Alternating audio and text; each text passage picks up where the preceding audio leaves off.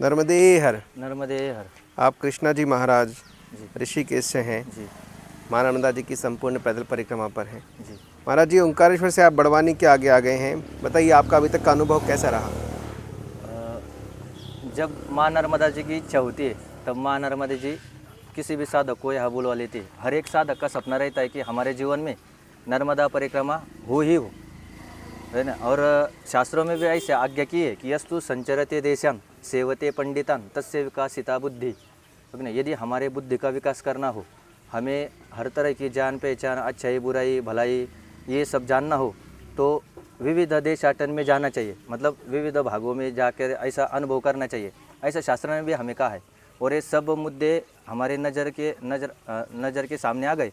और हमारी भी बहुत दिन से परिक्रमा करने की इच्छा थी और माँ नर्मदा जी ने हमको बुला लिया। हमने अभी तक आजकल केवल सुना ही था, जो ही साधक परिक्रमा करके गए उनसे केवल सुना ही था कि ऐसा अनुभव होता है, ऐसा अनुभव होता है। हालांकि जहाँ से हम ओंकारेश्वर से अभी तक निकले तो सब ही व्यवस्था अच्छी हो रही है। जो ही मन में इच्छा आती है खाने पीने की भी हो, कभी ऐसा लगा कि हमको ये खाना मिलेगा तो अच्छा हो जाता। अभी महाराज जी ने वो वीडियो बनाते हुए एक अनुभव बताया कि वह हम जो आश्रम में रुके थे वहाँ हमें थोड़े थोड़े चने बांटे गए थे। और हालांकि चलते चलते थोड़ी भूख किसी को ज़्यादा लग जाती है, किसी को कम लग जाती है, तो वो महाराज जी का वो जो चने दिए उनमें से उनका थोड़ा पेट भरा नहीं था। उन्होंने ऐसी इच्छा की कि और थोड़ा नाश्ता होता तो अच्छा हो जाता। और उतना हम निकलने वाले थे तब आपकी गाड़ी आ जाए। मतलब हम ऐसे आप वीडियो बना रहे हैं इसलिए हमने बता रहे कि, लेकिन माँ नर्मदा जी का मैं महत्व बता रहा हूँ। हमारी जो भी इच्छा हो, जो भी इच्छा हो वो इच्छा पूर्ण हो जाती है। और आपने अभी देखा हो कि हमारे आध्यात्मिक लाभ तो नर्मदा जी के तट पर बहुत ही है, लेकिन जो सांसारिक लाभ है वो भी बहुत मिलते हैं। आपकी कोई मनोकामना हो, यदि आपकी कोई बीमारी हो, रोग हो, तो वो भी सब ठीक हो जाते हैं। हमने वो अभी साधु जी महाराज जी को जाते देखा तो उनको 2022 में जब परिक्रमा लगा रहे थे तो उनको कैंसर हो गया था, लेकिन परिक्रमा करते करते उनका कैंसर भी ठीक हो गया। लेकिन ऐसा कहना नहीं कि जिसको कैंसर हो गया वो इधर चले आए, है कि नहीं। जिसकी भावना हो उनको नर्मदा जी निश्चित फल ही देंगे। जो ही मनोकामना होगी आपकी उनको वो निश्चित फल यहाँ पूर्ण हो जाता है। और हमारे भी जब हम निकले थे तो हमारे भी एक मन में थोड़ी सी इच्छा थी कि हमको दादा गुरु जी का दर्शन हो जाए कहीं ना कहीं, लेकिन वो 5 तारीख को निकलने वाले हैं अभी। हाँ, तो हमको लगा तो वो 5 तारीख को निकलने वाले हमारे पीछे रहेगी, फिर हमारी और उनकी मुलाकात नहीं हो गई। लेकिन नर्मदा जी की लीला ऐसी है कि वो हमें कल बड़वानी में मिल गए।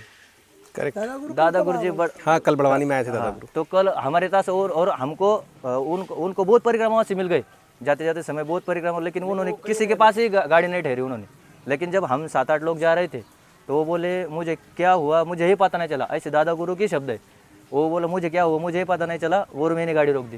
उनकी गाड़ी वही खराब हो और वो गाड़ी भी खराब हो बहुत गई। दिनों से इच्छा थी कि उनसे दर्शन उनसे हो मिले। जाए। देखो ऐसे मतलब बहुत नर्मदा जी के अनुभव है।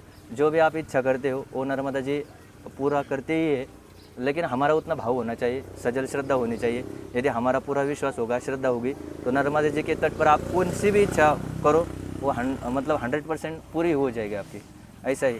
और आध्यात्मिक लाभ भी, वो आध्यात्मिक शक्तियाँ और आध्यात्मिक अनुभव भी बहुत है, लेकिन हालांकि आध्यात्मिक अनुभव नहीं बताने चाहिए, है कि नहीं। ऐसे तो नर्मदा जी के अनुभव पर चलते चलते बहुत सारे अनुभव आते हैं।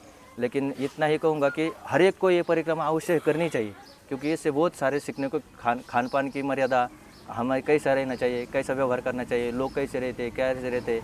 हमारे कभी कभी हमारे संसार में बहुत सारा सुख होता है, लेकिन तब भी हमका समाधान नहीं रहता है। लेकिन आप जब परिक्रमा करोगे तो कुछ कुछ लोग गरीब लोग ऐसे दिख जाएंगे कि वो ये कैसे जीवन जीते होंगे।